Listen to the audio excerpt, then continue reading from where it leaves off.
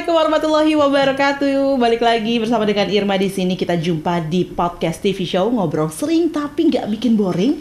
Ya cuma di PTV Show tempatnya. Dan kali ini kita akan ngobrol tentang aktivitas berdakwah. Ya tahu kan pemirsa kalau sekarang kita semakin dibuat menyadari bahwa berdakwah itu sebenarnya bukan hanya tugas para ulama saja ataupun para ustaz dan ustazah yang biasa memang melakukan aktivitas berdakwah. Tapi kenyataannya kita sebagai pemuda dan juga pemudi wajib untuk selalu melakukan aktivitas berdakwah. Bisa di mana saja, kapan saja, dan dengan siapa saja. Tapi yang pasti yang namanya berdakwah mengajak pada kebaikan, jadi harus tetap menggunakan kata-kata yang baik, alat yang baik, sesuatu yang baik untuk menghasilkan hasil juga yang terbaik. Nah, kita akan ngobrol tentang cara berdakwah di era saat ini. Dan tahu nggak sih kalau zaman sekarang tuh pemirsa, dai itu sudah banyak banget cara untuk melakukan aktivitas berdakwah.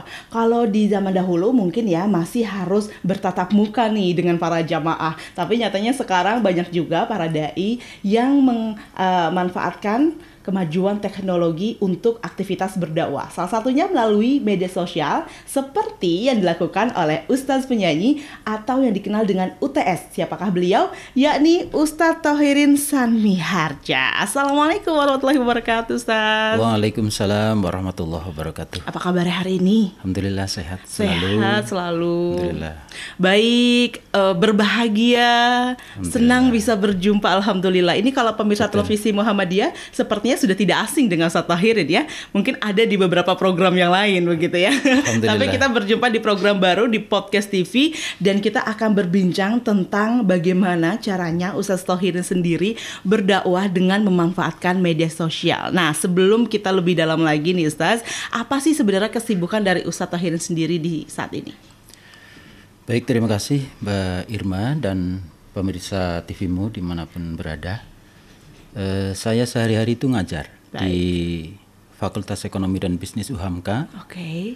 Kebetulan saat ini saya diberi amanah untuk menjadi wakil dekan 3. Masya Allah. Itu 3 dan 4 itu bidang kemahasiswaan dan keislaman. Baik. Itu. Nah, selain itu ya saya berdakwah. Tapi saya kira berdakwah itu kan panggilan ya. Baik. Panggilan kewajiban gitu. Jadi menurut saya bukan satu profesi, tapi dimanapun profesinya apapun, di sana kita harus berdakwah. Betul. Nah, seringkali sebenarnya saya merasa itu memang satu kewajiban, tapi satu tugas yang paling berat menurut saya, karena di situ ada beban moral yang luar biasa.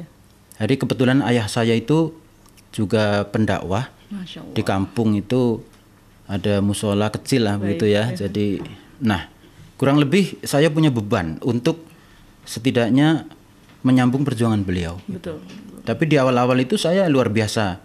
Sebenarnya saya tidak suka itu, apalagi yang ceramah-ceramah itu ya. Ceramah terus jadi ustadz apa gitu. Itu saya paling nervous dulu itu. Baik. Jadi awal-awal itu saya menghindar sebenarnya dari dunia dakwah. Bicara depan umum kayaknya udah nggak mungkin deh nih ya bagi Ustadz Thohirin saat itu. Gitu udah kaki itu goyang semua. Okay. Lagi pula setelah kesini terus berlanjut itu mungkin bukan lagi mental di depan publik gitu yang saya rasakan, tapi jiwa kita. Karena kalau kita sudah ngomong terus kemudian kita nggak melakukan, itu kan jadi beban moral. Betul. Itu ya. Nah, saya dulu masih ingat ya kalau saya di pesantren dulu pulang ke rumah tuh. Kalau lagi pengajian itu saya kabur. Masya Allah. Ya. Karena ayah saya pasti saya suruh gantiin gitu. Oh iya betul. Karena kan sudah habis nyantri ini ceritanya ya. Terus, baik. Nah itu.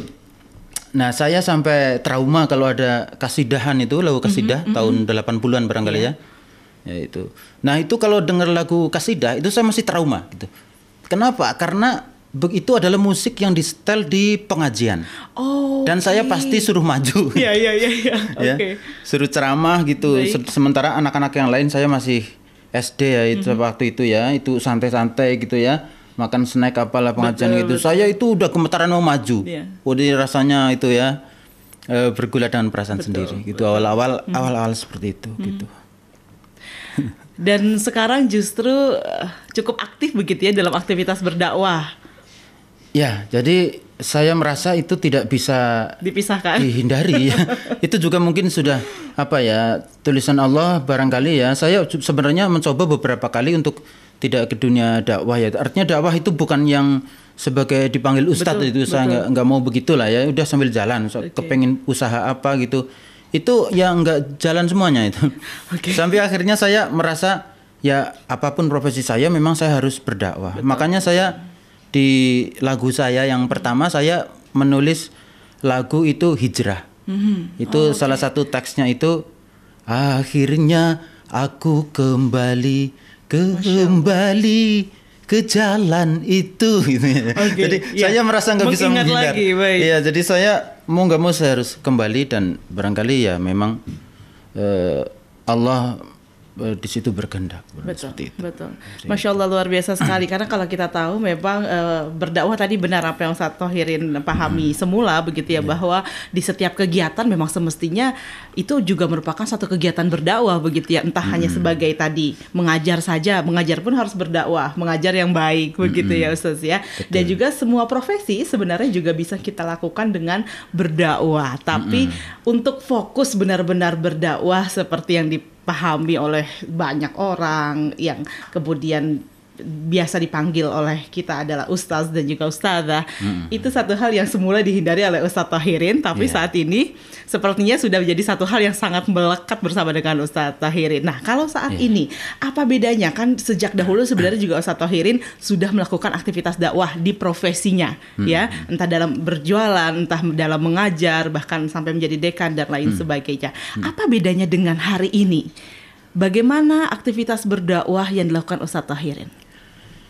Ya, jadi saya sekarang merasa memang itu sudah satu panggilan. Saya menyadari bahwa saya kira dai yang benar ya, bukan berarti saya merasa paling benar gitu ya, tapi akan mengalami satu fase yang berat sekali gitu.